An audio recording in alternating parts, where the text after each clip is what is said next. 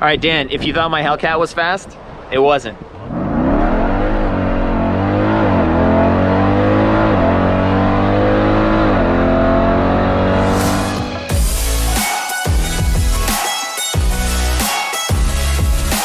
Okay, we just finished the School of the 1% podcast. This is the Iron and Octane segment of the show. And again, you can see where we are. We're at Forza Tuned in Clearwater, Florida. Okay, check them out on Instagram at Forza Tuned and on YouTube at Forza Tuned. And we're going to go for a ride now in a Stage 4 Trackhawk. Is that right? Yes, Stage 4R Trackhawk. Okay, cool. So we'll talk a little bit about that car once we're in it. But stay tuned. We're headed out to it right now.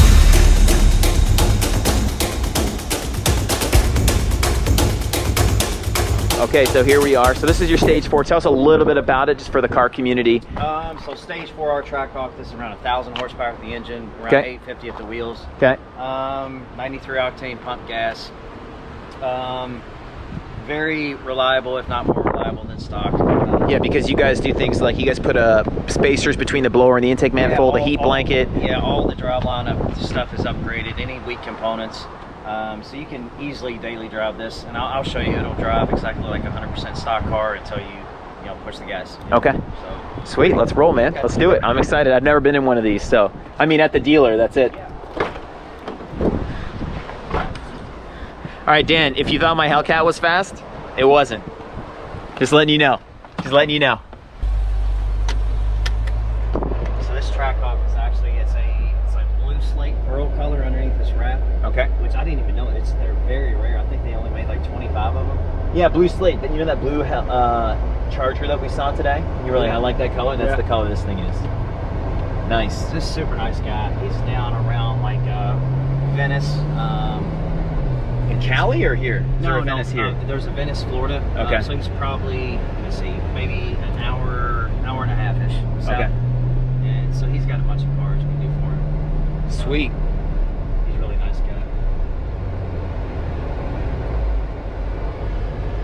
Is this thing lowered too? I believe so. I can't remember. We did it a while ago. We brought it in for like You tuned that trans? Yeah. Oh, that is awesome. So that's track. So here we go. But just you cut the shift time way down? Yeah, so we're gonna go in. This is regular. So now I'm feeling it. Oh, that's fine. Yeah. But it's still quick. Like it's saving the transmission. Yeah. So I noticed, so for Hellcat community, so this is a car show, car section show, so we can talk cars, we can use car nomenclature. I find that the Hellcat, there's some overlap. I think it's like 4.5 or 3.4 when it shifts in my car, where it feels like it's almost a slip, even though that's been done that since it was brand new. Yeah, we tune. Is it you tune that out like that long shift point or what? Yeah, we tune. We go through the entire transmission and stuff. But I mean, once they're tuned, I bet you that the longevity of them goes up. Yeah, honestly, like the platform is anything that was prior or not the Hellcat platform is actually pretty weak. 5.7, 6.4 stuff. Yeah. Well, you can't boost a 6.4, right? No, their internals can't take it. And when they came out with the Hellcat stuff, honestly, they did a phenomenal job. Yeah, totally. It's really a strong platform. I mean, the transmission. The ZF's amazing. Even the diff's pretty damn good. The drive shaft, they upgraded in 17 or 18. They made it slightly stronger. The drive shaft isn't the strong. Honestly, in my opinion, what happens most of the time is wheel hop is what hurts it. I agree. So if you I changed the cradle bushings in mine. Okay, so the main thing is the suspension arms. So the suspension arms are the same in a 3.6 liter. Yeah, they're the same suspension arms. So what happens is, when you go to the track or you put drag radial tires and you start increasing the load. Yeah. Then you get wheel hop, which is the control arms flex. So the initial torque coming down the drive line flexes the control arms. They spring back, pop the tire off the ground, and it sticks again. So back and forth, back and forth, back and forth.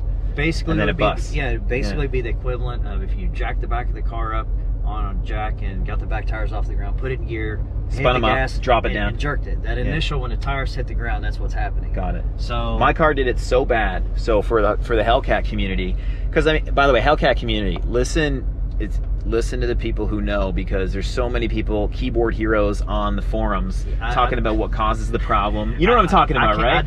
I'm not. Can't take the forums? Don't even get on the forums. Okay, so I've been on the forums because I was trying to solve the issue, and I did it on a budget. So I did those control arm, but I just did the bushings, which Yep. helped huge. I put polyurethane lower control arm bushings in the Yep. rear end, Yep. and the cradle bushings. Yep. I swapped out to polyurethane. There's way more noise communicated through the chassis now, but it's better. I don't care. We don't do the cradle bushings, Yeah. you know, because my goal is to make it drive exactly like so, lose no creature comforts. No, I lost a little bit. It's a Yeah. little bit. There's just noise, and you can feel a little bit the wheel, little bit of vibration, just because the cradle bushing's not rubber anymore. You know, and it's, so a lot of times people, you know, as far as I mentioned, like I think I would have enjoyed like engineering. At the time, I didn't even actually know what that was. But it's But you're doing it now. Yeah, a lot you're just improving on what so the drive shaft brakes. So I'll put a stronger drive shaft in, but why did it break? Did it break because it was too weak, or did something else cause the drive shaft to break? Interesting. So that's where you get into it. So it's not it should be stronger, but you know, you're kind of fixing the root problem. Yeah. You know, if you got a big hole in your backyard and you walk and you fall and you break your leg, you put your leg in a cast and it heals up, but you don't feel the hole in. Yeah, it's the same thing for health, man. Like for healing my health, like the medicine industry, the sickness industry in this country and Canada, they just try and solve the symptom. And it's like, dude, like I had ulcers in my intestinal tract. Yeah. Okay, well, what caused it? You know, what was the actual cause? By the way, we're headed to the secret location. We're not gonna tell you where it is. We're headed to the secret location. But yeah, so you guys handle the wheel hop is the lower control arms. Yes. Or the control arms in the rear end. Control arms in the rear end. That's a big thing. And then, you know, drive shafts and bracing the differentials. And then it becomes a very strong platform at that point. You know, so, you know, for instance, on a Trackhawk, the rear toe arms in the back. You can take a regular bone stock Trackhawk and do some hard launches, and you can bend those arms severely. Really? Yes. So it's not even strong enough stock. So when you go adding power, those are things you need to take into consideration. Okay, good. They're important to do. I'm gonna send you my car. That's what we're gonna. Not this one. I'm getting rid of this one. The black one that I brought down. That's back in Canada now. Yeah. But I'm gonna trade that in on a red eye. So. Okay. A Charger. So. Yeah. By the way, this thing drives awesome. Like I mean, I noticed the quick shifts, but that's a good thing for me. But so like, you know, I kind of like, I'll go back to this. So say you didn't want it to drive. Oh wow, imperceptible. It's imperceptible. Yeah, you would. We feel nothing. Yeah, if you don't want that, so and I'll do all of them like that. So you can have something very sport oriented. Obviously, you know, some people know this, some people don't. A transmission that shifts harder and more crisp, that is much less wear and tear on the transmission. That's right. Yeah. So equate it to if you've driven a manual car, which most people slipping the clutch at every gear. Yeah. If you want it to shift super smooth and you slip the clutch a lot, you'll get a smooth shift. But obviously that's going to wear out the clutch significantly faster. Yeah. Automatic transmission, same exact concepts going on. Yeah. So you like the Hellcat platform then? Yeah. For tuning and building? Yeah. All right, let's talk about this. So for the car community, compare the Hellcat motor to the LT4. And I came from a CTSV. Yeah. So I went from CTSV to Hellcat, which was LSA, but still. Yeah, they're both really good engines and really good platforms. It's just you can get a lot of power easier and cheaper with out of the Hellcat platform. I agree. Than the GM platform, but they're both, you know, really good platforms. We're gonna pause that thought because I think we're at the spot that I've always seen on YouTube. Yeah. All right. Oh my.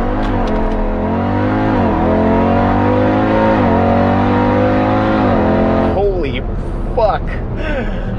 Dude. Dude. That's 0 to 90. Oh my god, that was like 150 kilometers an hour for all you Canadian folk that don't know what 90 miles an hour is. Wow. Wow. My car feels so slow. What's your favorite thing about having a fast car? Honestly, I don't have a fast car. I mean, I have a Denali too, by the way. Yeah. I have a 19 Denali. I know you have the diesel. I got a 6.2 intake exhaust tune on it. I like building cars more than actually like having them. Okay. You know. Yeah. But you like this part. Yeah, I liked having them. I liked having them starting off, you know, but I actually like the building process more than actually having them. So when I had it and the process was done, I was kind of like, okay, well, I don't have anything to do. Yeah. Okay. You know? And so honestly, this works out really well for me. Okay. Yeah, dude. Because I get to do a lot of different kinds of cars. it's, you know, I get to do stuff that's like, you know, it might not be what I would normally do. Yeah. You know, so it's other people's, you know, taste and perception on something. So, yeah. All right, we're gonna do this thing again. You ready? All right, I'm ready in 3, 2. You can go ahead whenever you want.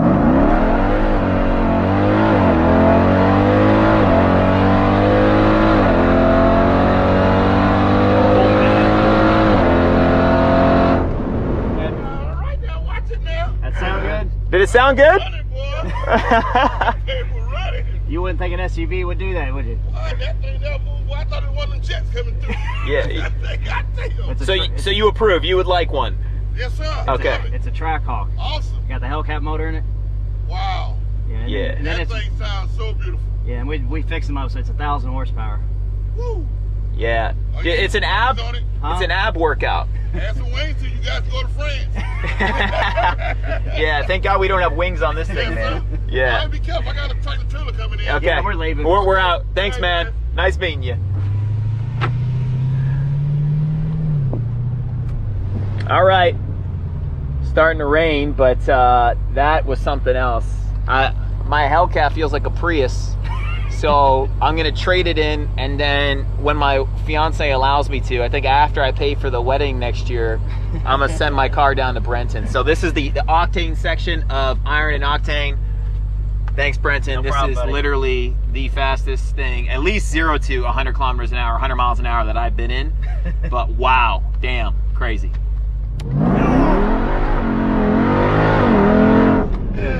Oh, dude, that was great. That was great. You never have to grow up when you have these things, man. By the way, you said something we'll talk about real quick, because you're like, oh, I'm not an artist, but dude, like looking at your shop, man, and the crew you got and the cars you create, I think you're an artist, man. Well, I think you've just transcended the typical form of artistry where it's like a pen and a paper. I think what you're doing I guess- transcends science. It's become art. I guess sort of. I guess mine is very. I'm very mechanical, Yeah. technical, in nature, thought process, like extremely like logical, you know. So it's just It's good for business, man. Yeah, so, I you mean- need this stuff in business, man. so like art-wise is like I'll take something and it's a very mechanical form of what would be art, Yeah. as opposed to like somebody that can, you know, think of something. Like my tattoo guy, he sees this before it's there. Yeah, notice the Which- tattoos, which man. is like- yeah. You know, is just beyond what I'm, you know, on my realm of understanding. Yeah. You know, and it's just like that's such an incredible talent to have, you know. And you know, that's what I mentioned earlier. You know, some people are just really talented at different things, you know. Yeah. Oh, epic.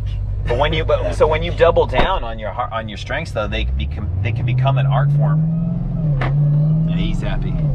Yeah, You know? yeah. I mean, it's 100%. You know, and it's so I had, you know, I try to think, okay, what am I good at? What are some things? And you know, everybody's gifted at something. You know, Yeah. And you know, I think basically drive. You know, I had that from my entire life. You know, OCD, compulsion. You know, so I've pushed it. You know, so it's my belief like that. I think that I can pretty much like outwork almost anybody. Yeah. You know, and so it's not that I'm smarter or anything. It's just that where somebody else will give up or You keep going? Yes, and it's not like I'm saying that's 100% good thing, because I would be. You can probably- become maniacal with it. Yeah, I would Yeah. probably have a lot less stress in my life if I had more balance. Yeah. So everything comes with good and bad. You know, it's not. Yeah, I'm man. I'm not. I'm not about the balance. Like I said, I'm about the leverage. You know, like if you do this really, really well, it can create enough success for you to like balance out the other areas. Yeah. Right? Yeah, 100%. Where I think what people do is they say, oh, I need to balance, so they dial it back. Yeah. And it's like, no, double down. And like, you know, for me, I double down on business, and then the money that it created for me allows me to hire people to help with the areas where I'm weak in. Yeah. You know what I mean? Like, I was just gonna say the marketing thing. You've obviously demonstrated. Look at your marketing team. Yeah. Like you said, that's not your forte. Like the whole sales and marketing thing is not like your thing, but you guys do a great job at it because you went hard on the one thing you were good at, and it created enough success to bring in helping hands. Yeah. You know? So you can take a negative connotation and say, okay, well, nothing's ever good enough. And I could say that I would be guilty of that, so I have to consciously say, you know, okay, I'm always happy but never complacent. Yeah. You know, so I have to consciously, you know, always happy, never satisfied. Yeah, and so like when I say that to myself, it's like, you know, stop, look at the things that you do have, or the stuff you're fortunate of, because I think everybody just has a tendency, especially now like social media, you know, it's a big dick swinging contest. It's human nature to feel jealous, like just anything. Even animals, not human beings, they can have jealousy. Yep. And you know, I think social media really like brings, you see a really bad, you know, negative side of people, because they can, number one, they're seeing stuff they believe is true, and it's not. It's just what somebody else wants other people to believe. It's a veneer or facade or a front. It's a huge, you know, kind of a death spiral. Yeah. You know, because it gives you the sense of, well, while they're doing that, I mean, nothing I'm doing is near good enough. Yeah. I think it leads to a lot of like depression and people.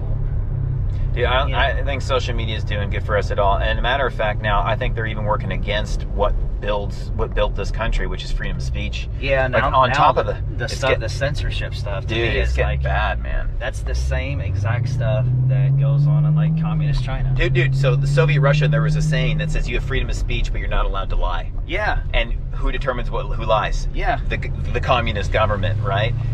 But now it's not the government. It's big tech. You know, it's big tech, big pharma. You know, that's who the concern is. I'm so glad we put the top up in the car, man.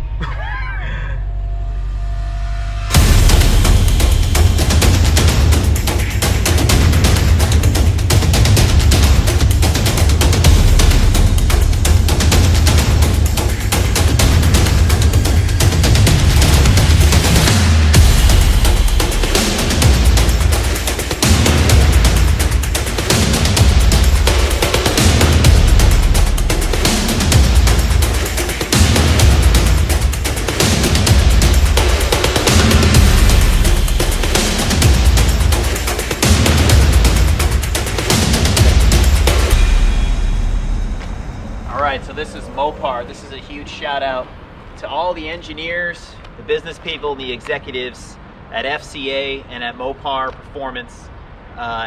Thank you guys for representing the red, white, and blue. That's what America's all about. You know, if people want to buy, you know, green thumb, kale burning Priuses, let them. We totally are cool with that. But the fact that you guys haven't allowed these bean counters, that you guys have not allowed these green thumbs and these anti-capitalists to ruin your business model, and you continue to build outstanding vehicles like the Trackhawk, the Durango, the Demons, the Red Eyes, just the wide bodies, and I'm a Hellcat owner myself.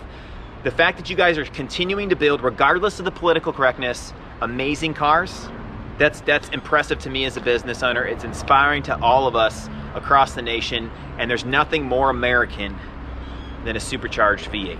America, thank you guys. The patriotism is amazing. It's alive and well, and really, really grateful that you guys exist as a company and you haven't allowed the shareholders, the corporate greed to ruin your products. And as a matter of fact, I hope these things are making you guys money, because someone deserves to get paid a lot of money for bringing such outstanding and fun vehicles to the marketplace. So whatever new generation comes out, I hope it's as good as these.